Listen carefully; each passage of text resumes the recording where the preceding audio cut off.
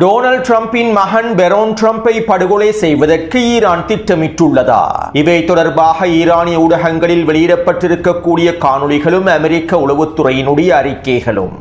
ஈரானுக்கு எதிரான அடுத்த கட்ட போர் தொடர்பாக அமெரிக்காவின் வெளியுறவுத்துறை அமைச்சர் மார்க்கோ ரூபியோ வெளியிட்டிருக்கக்கூடிய கருத்துக்களும் அடிமை அரபுகளோடு மேற்கொண்டிருக்கக்கூடிய தொலைபேசி அழைப்புகளும் இதற்கு பின்னால் இருக்கக்கூடிய காரணங்களும். ஈரானுக்கும் ஓமானுக்கும் இடையிலே மேற்கொள்ளப்பட்டிருக்கக்கூடிய பேச்சுவார்த்தைகளும் எடுக்கப்பட்டிருக்கக்கூடிய முடிவுகளும் இவை தொடர்பான முக்கியமான தகவல்களும். ஹெர்மூஸ் ஜலசந்தி பிரதேசத்திலே இருக்கக்கூடிய கன்னி வெடிகளை அமெரிக்கா அகற்றிவிட்டதா? இவை தொடர்பாக ஈரானிய வெளியுறவுத்துறை அமைச்சகம் விடுத்திருக்கக்கூடிய சவால் என்ன? ஈரானுக்கு எதிரான அமெரிக்காவின் ஆபரேஷன் எக்கனாமிக் அவுட்காஸ்ட் தொடர்பாக சீனா இவ்வாறான பதில்களை வழங்கியுள்ளது. அவசரமாக ரஷ்யாவிலே களமிறங்கியிருக்கக்கூடிய CIA உளவு பிரிவினுடைய தலைவரும் பேசப்பட்டிருக்கக்கூடிய விடயங்களும் உச்ச பதற்றமும்.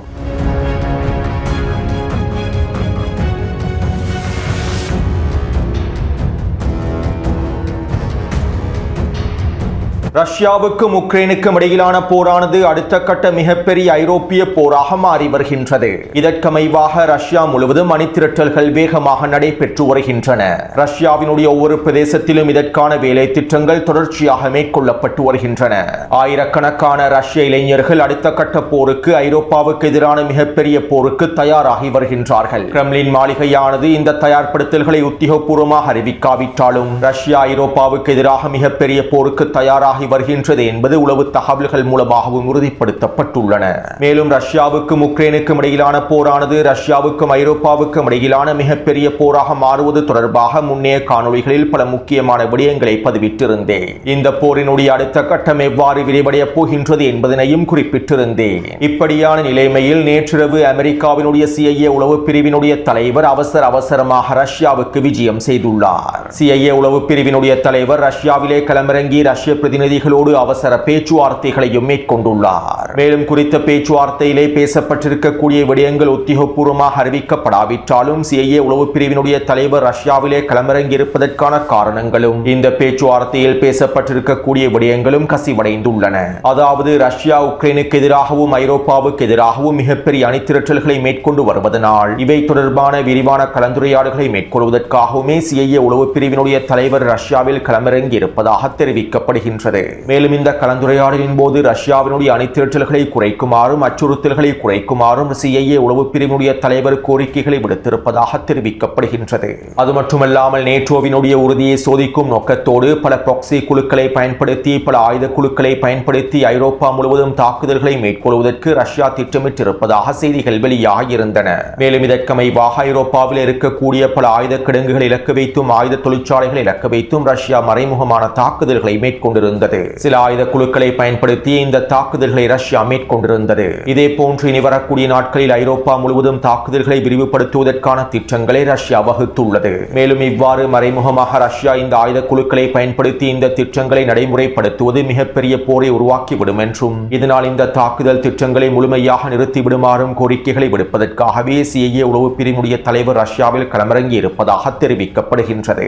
அத்தோடு இந்த சந்திப்பிலே மேலதிகமாக ஈரான் தொடர்பாகவும் பேசப்பட்டுள்ளது. ஈரானுக்கு எதிரான உச்ச பொருளாதார தடைகள் விதிக்கப்பட்டிருப்பதனால் ஈரானுடனான தொடர்புகளை முழுமையாக துண்டிக்குமாறும், இல்லாவிட்டால் இந்த பொருளாதார தடைகளுக்குள்ளே ஈரானோடு சம்பந்தப்பட்டிருக்கக்கூடிய அனைத்து நாடுகளும் உள்ளடங்கப்பட்டுவிடும் என்றும், ஹெர்முஸ் ஜலசந்தி பிரதேசத்தினை ஈரான் திறக்காவிட்டால் நிலைமைகள் மோசமாகிவிடும் என்றும் இந்த தகவல்களை ஈரானுக்கு அனுப்பி வைக்க வேண்டும் என்றும் CIA உளவு பிரிவானது ரஷ்ய தலைமையிடத்தில் தெரிவித்திருப்பதாகவும் குறிப்பிடப்படுகின்றது. எனவே சுருக்கமாக குறிப்பிடுவதாக இருந்தால் CIA உளவு பிரிவினுடைய தலைவர் ரஷ்யாவிலே களமிறங்கியிருப்பதற்கு 3 காரணங்கள் இருக்கின்றன.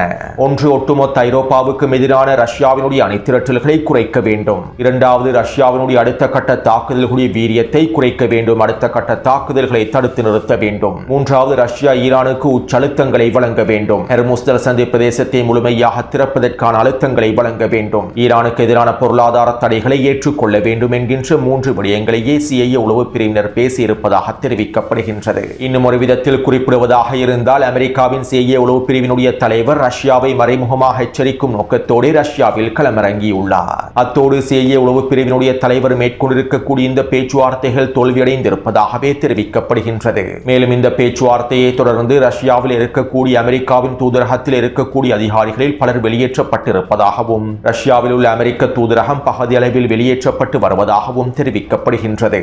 அத்தோடு இந்த சம்பவத்திலிருந்து ஒரு விடயத்தினை தெளிவாக புரிந்து கொள்ள முடியும். ஒட்டுமொத்த போர்க்களமும் தற்போது வேகமாக நகர்ந்து வருகின்றது. அனைத்து போர்க்களங்களும் ஒன்றிணைந்து மிகப்பெரிய போரை நோக்கி நகர்ந்து கொண்டிருக்கின்றன என்பதனை எங்களுக்கு தெளிவாக புரிந்து கொள்ள முடியும்.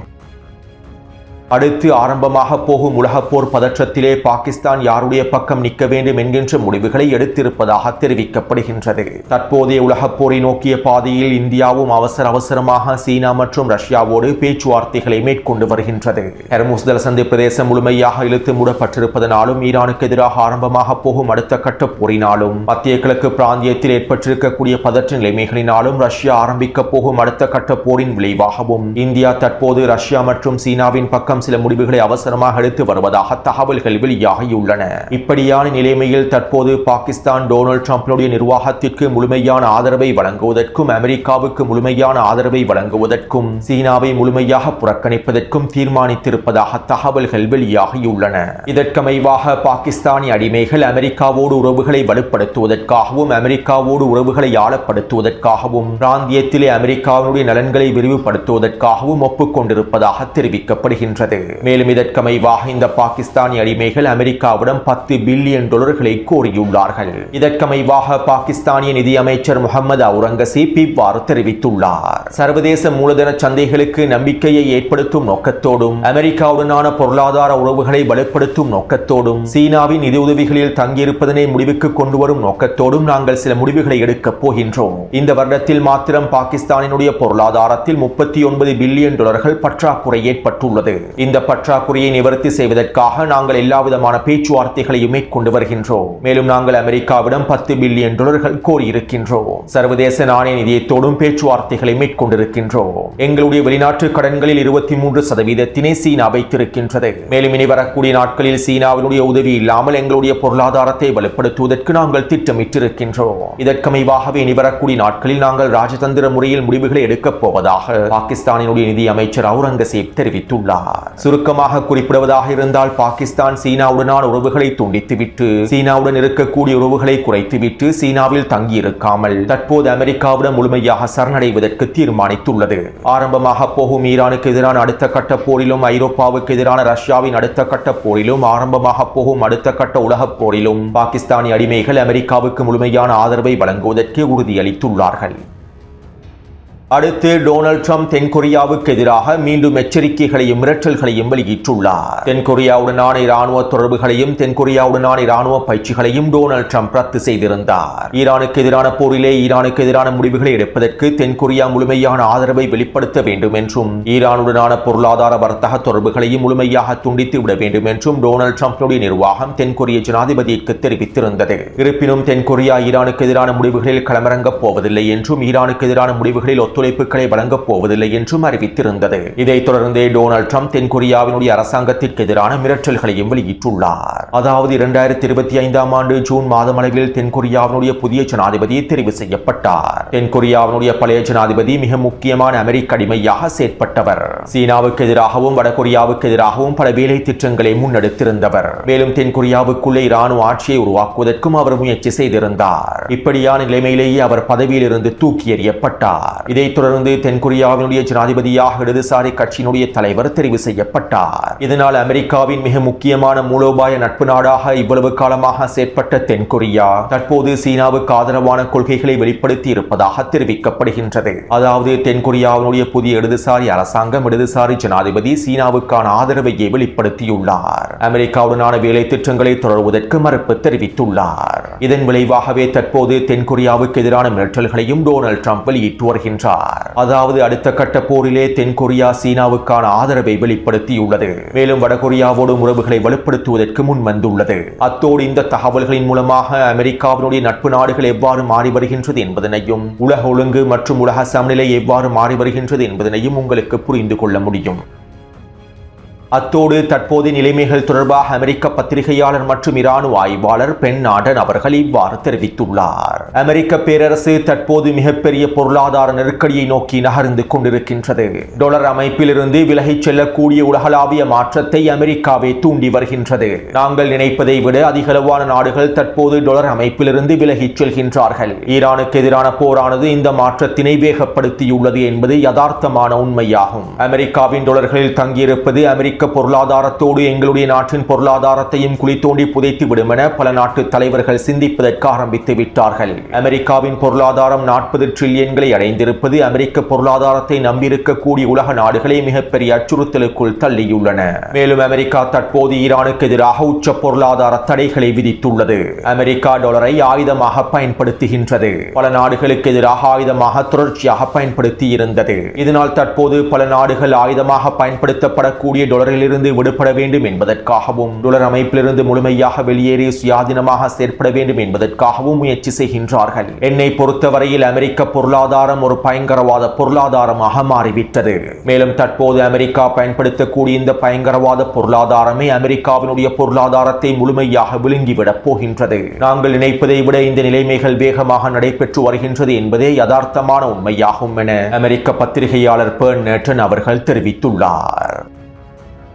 அத்தோடு ஈரானுக்கு எதிரான அமெரிக்காவின் ஆபரேஷன் எக்கனாமிக் அவுட்காஸ்ட் தொடர்பாக சீனா அதிரடியான அறிவிப்புகளை வெளியிட்டுள்ளது.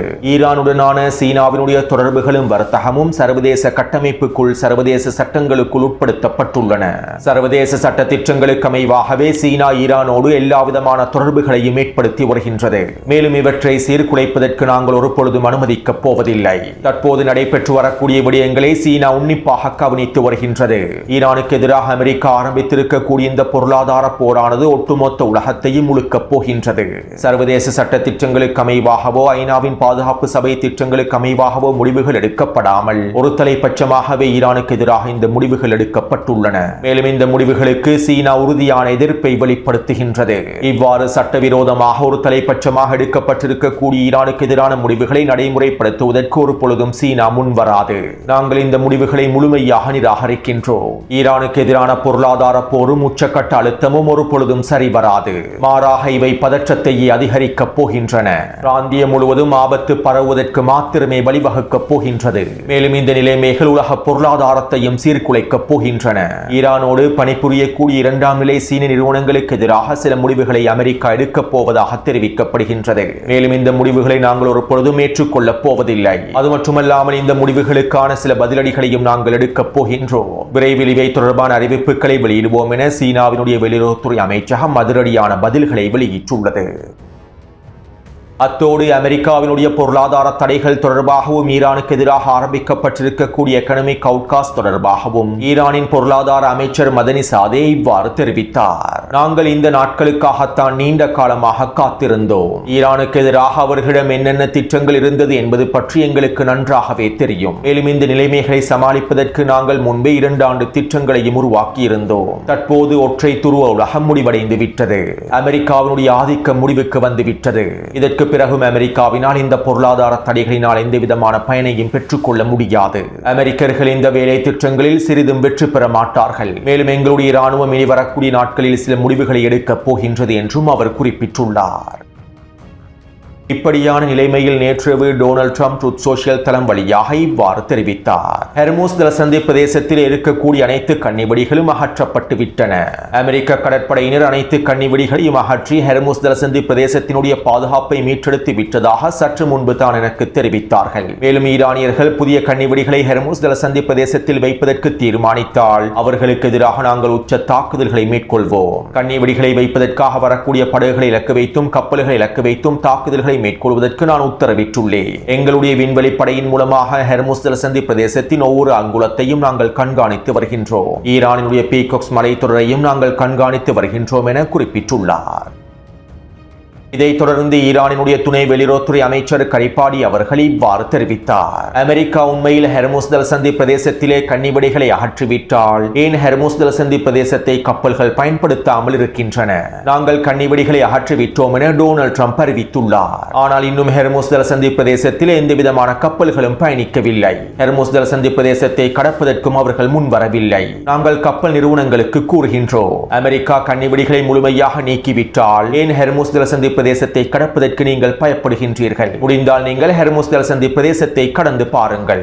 உண்மையில் டொனால்ட் ட்ரம்பினுடைய இந்த பிரச்சாரங்கள் அனைத்தும் போலி பிரச்சாரங்களாகும். இந்த போலி பிரச்சாரங்களின் மூலமாக ஹெர்முஸ் ஜலசந்தி பிரதேசத்தில் எந்த விதமான வெற்றிலக்குகளையும் அடைந்து கொள்ளவே முடியாது. தற்போது ஹெர்முஸ் ஜலசந்தி பிரதேசம் மூடப்பட்டுள்ளது. ஈரானினுடைய நிபந்தனைகள் முழுமையாக நிறைவேற்றப்பட்டதற்கு பின்பே ஹெர்முஸ் ஜலசந்தி பிரதேசம் திறக்கப்படும். அதுவும் ஈரானிய ராணுவத்தின் கட்டுப்பாட்டிலேயே அவை அனைத்தும் செயற்படுத்தப்படும் என ஈரானினுடைய துணை வெளியுறவுத்துறை அமைச்சர் தெரிவித்துள்ளார். அத்தோடு நேற்று மாலை ஓமானினுடைய வெளியுறவுத்துறை அமைச்சர் ஈரானிலே களமிறங்கியிருந்தார். ஈரானிய வெளியுறவுத்துறை அமைச்சர் அப்பாஸ் அரக்சியோடு பேச்சுவார்த்தைகளை மேற்கொண்டிருந்தார். ஏற்கனவே ஓமானுக்கும் ஈரானுக்கும் இடையில் ஹெர்முஸ் ஜலசந்தி பிரதேசத்திலே கப்பல் போக்குவரத்து வழித்தடத்தை உருவாக்குவது தொடர்பான பேச்சுவார்த்தைகள் மேற்கொள்ளப்பட்டிருந்தன. கடந்த 2 வாரங்களுக்கு முன்பு இந்த பேச்சுவார்த்தைகள் ஆரம்பிக்கப்பட்டிருந்தன. இப்படியான நிலைமையிலேயே இந்த பேச்சுவார்த்தைகள் தொடர்பான இறுதி முடிவுகளை எடுப்பதற்காக ஓமானினுடைய வெளியுறவுத்துறை அமைச்சர் ஈரானில் களமிறங்கியிருந்தார். மேலும் இந்த பேச்சுவார்த்தைகளுக்கு பின் ஓமான் மற்றும் ஈரானுடைய வெளியுறவுத்துறை அமைச்சகங்கள் ஒன்றிணைந்து கூட்டறிக்கை ஒன்றை வெளியிட்டிருந்தார்கள். மேலும் இந்த கூட்டறிக்கை தொடர்பாக ஈரானுடைய வெளியுறவுத்துறை அமைச்சகம் இவ்வாறு தெரிவித்துள்ளது. ஹெர்முஸ் ஜலசந்தி பிரதேசத்தை பயன்படுத்துவது தொடர்பாக ஓமானும் ஈரானும் ஒரு முடிவை எடுத்துள்ளார்கள். இதற்கு அர்த்தம் ஹெர்முஸ் ஜலசந்தி பிரதேசம் முழுமையாக திறக்கப்படும் என்பதல்ல. அமெரிக்க கடற்படை முற்றுகை நீக்கப்பட்டு ஈரானுடன் மேற்கொள்ளப்பட்டிருக்கக்கூடிய புரிந்துணர்வு ஒப்பந்தத்தின் அனைத்து விதமான நிபந்தனைகளும் முழுமையாக நடைமுறைப்படுத்தப்படும் வரை ஹெர்முஸ் ஜலசந்தி பிரதேசம் திறக்கப்பட மாட்டாது. தற்போதைய ஓமானுடனான பேச்சுவார்த்தைகளின் முடிவாக ஹெர்முஸ் ஜலசந்தி பிரதேசத்திலே ஈரானுடைய கட்டுப்பாட்டை உறுதி செய்யக்கூடிய முடிவுகளை எடுக்கப்பட்டுள்ளன. ஹெர்முஸ் ஜலசந்தி பிரதேசத்திற்குள்ளே நுழையக்கூடிய வெளியேறக்கூடிய கப்பல்களை முழுமையாக கட்டுப்படுத்துவதற்கான உரிமை ஈரானுக்கு வழங்கப்பட்டுள்ளது. மேலும் சுங்க கட்டணத்தினை அறவிடுவதற்கான உரிமையும் ஈரானுக்கு வழங்கப்பட்டுள்ளது. இவை தொடர்பான விரிவான தகவல்களை நாங்கள் விரைவில் அறிவிப்போம் என்றும் ஈரானிய வெளியுறவுத்துறை அமைச்சகம் அறிவித்துள்ளது. அதாவது மசூத் பெதஷ்கியானுடைய அரசாங்கத்தின் முயற்சிகளுக்கு அமைவாகவே இந்த பேச்சுவார்த்தைகள் மேற்கொள்ளப்பட்டுள்ளன. மேலும் இந்த பேச்சுவார்த்தைகள் தொடர்பாக ஈரானிய ராணுவ தளபதிகளோ ஈரானிய ராணுவத்தின் தலைமைகளோ எந்த விதமான அறிவிப்புகளையும் வெளியிடவில்லை. ஏனென்றால் ஈரானிய உச்ச தேசிய பாதுகாப்பு சபையினால் இவை தொடர்பான இறுதி முடிவுகள் எடுக்கப்படவில்லை. ஈரானின் உச்ச தேசிய பாதுகாப்பு சபையானது உச்ச தலைவருடைய கட்டுப்பாட்டுக்குள் முழுமையாக கொண்டு வரப்பட்டுவிட்டது. இதனால் ஓமானோடு மேற்கொள்ளப்பட்டிருக்கக்கூடிய இந்த பேச்சுவார்த்தை முடிவுகள் உச்ச தேசிய பாதுகாப்பு சபையில் முன்வைக்கப்பட வேண்டும். உச்ச தேசிய பாதுகாப்பு சபையினுடைய தலைவர் மொஹசன் ரஜாய் அவர்களுடைய தலைமையில் இவை தொடர்பான விவாதங்கள் மேற்கொள்ளப்பட்டதற்கு பின்பே இவை தொடர்பான இறுதி முடிவுகள் எடுக்கப்படும். எனவே தற்போது மசூத் பெதஷ்கியானுடைய அரசாங்கம் புரிந்துணர்வு ஒப்பந்தத்தினை தொடர்வதற்கான முயற்சியை மேற்கொண்டுள்ளார். ஆனால் இந்த முயற்சிகள் ஒருபொழுதும் பயனளிக்கப் போவதில்லை. அதே நேரம் ஈரானிய ராணுவத்தினர் அடுத்த கட்ட ஒஃபென்சிவ் தாக்குதல்களுக்கே தயாராகி வருகின்றார்கள். ஈரானிய உச்ச தேசிய பாதுகாப்பு சபையினுடைய தலைவர் மொஹசன் ரஜாய் அவர்களும் இதனை உறுதிப்படுத்தியுள்ளார். அடுத்து அமெரிக்க வெளியுறவுத்துறை அமைச்சர் மார்க்கோ ரூபியோ அடிமை அரபு நாடுகளுடைய வெளியுறவுத்துறை அமைச்சர்களோடு தொலைபேசியில் உரையாடி இருப்பதாகவும் இதன்போது ஈரான் தொடர்பான விரிவான கலந்துரையாடல்களை மேற்கொண்டிருப்பதாகவும் தெரிவிக்கப்படுகின்றது. மேலும் இந்த தொலைபேசி கலந்துரையாடலின் போது ஈரானுக்கு எதிரான தாக்குதல் நடவடிக்கைகளிலிருந்து பொருளாதார தடைகளுக்கு அமெரிக்கா தன்னுடைய மூலோபாய திட்டங்களை மாற்றி இருப்பதாகவும் அமெரிக்காவினுடைய தேர்தல் முடிவடையும் வரையில் இதனை நோக்கி அமெரிக்கா காய் நகர்த்தல்களை மேற்கொள்ளும் என்று குறிப்பிட்டிருப்பதாகவும் தகவல்கள் வெளியாகியுள்ளன. அதாவது வருகின்ற நவம்பர் மாதம் அமெரிக்காவிலே நடைபெற போகும் இடைத்தேர்தல் முடிவடையும் வரை அமெரிக்கா ஈரானுக்கு எதிரான பொருளாதார தடைகளில் மாத்திரமே கவனம் செலுத்தும் என்றும் ஈரானுக்கு எதிரான பொருளாதார போரையே தொடரப் போவதாகவும் இடைத்தேர்தல் முடியும் வரை ஈரானுக்கு எதிரான தாக்குதல்களை மேற்கொள்வதற்கான தீர்மானங்கள் எடுக்கப்பட போவதில்லை என்றும் அமெரிக்க வெளியுறவுத்துறை அமைச்சர் மார்க்கோ ரூபியோ அடிமை அரபு தலைவர்களிடத்திலே தெரிவித்திருப்பதாக குறிப்பிடப்படுகின்றது. அதே நேரம் ஈரானுக்கு எதிரான இந்த பொருளாதார தடைகளுக்கு ஈரான் பதிலடிகளை வழங்குமாக இருந்தால் மத்திய கிழக்கு பிராந்தியத்தை இலக்கு வைத்து தாக்குதல்களை ஆரம்பிக்குமாக இருந்தால் ஒஃபென்சிவ் தாக்குதல் வழிமுறைகளை பின்பற்றுமாக இருந்தால் இந்த சந்தர்ப்பத்தில் அமெரிக்காவும் களமிறங்கும் என்றும் ஈரானுக்கு எதிரான ஒஃபென்சிவ் தாக்குதல்களை மேற்கொள்ளும் என்றும் அமெரிக்க வெளியுறவுத்துறை அமைச்சர் மார்க்கோ ரூபியோ உறுதியளித்திருப்பதாகவும் தகவல்கள் கிடைக்கப்பெற்றுள்ளன. அதாவது தற்போது போர்க்களமானது ஈரானின் கையிலேயே இருக்கின்றது. ஈரானுக்கு எதிரான பொருளாதார தடைகளுக்கு எதிராக ஈரான் மேற்கொள்ள போகும் ஒஃபென்சிவ் தாக்குதல்களை வைத்து அடுத்த கட்ட போர்க்களம் ஆரம்பிக்கப்பட போகின்றது. இன்னும் ஒரு விதத்தில் குறிப்பிடுவதாக இருந்தால் தற்போது நிலைமைகள் ஈரானுக்கு கிடைத்திருக்கக்கூடிய ஒரு சிறந்த வாய்ப்பாகும். அமெரிக்காவினுடைய இடைத்தேர்தல் இலக்கு வைத்து ஈரான் ஒஃபென்சிவ் தாக்குதல்களை மேற்கொண்டு இந்த பொருளாதார தடைகளுக்கு எதிரான பதிலடிகளை வழங்கி அமெரிக்க பொருளாதாரத்தையும் அமெரிக்காவையும் சிக்க வைக்க முடியும். எனவே இந்த சந்தர்ப்பத்தினை ஈரானிய தலைமைகள் பயன்படுத்திக் கொள்வதற்கான ஈரானிய இராணுவத்தினர் பயன்படுத்திக் கொள்வதற்கான வாய்ப்புகளை அதிகமாக இருக்கின்றன.